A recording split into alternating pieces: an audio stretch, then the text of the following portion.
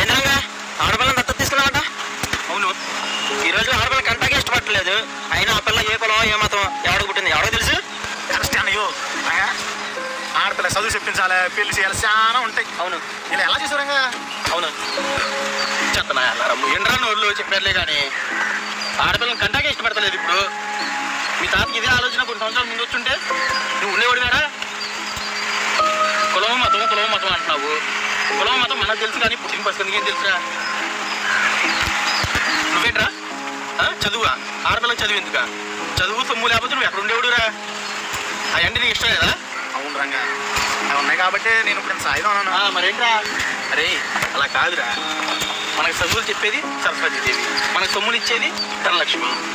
మనం సాగు చేసుకునే భూదేవి తెలుసురా. అందరూ ఆడవాళ్ళే కదరా.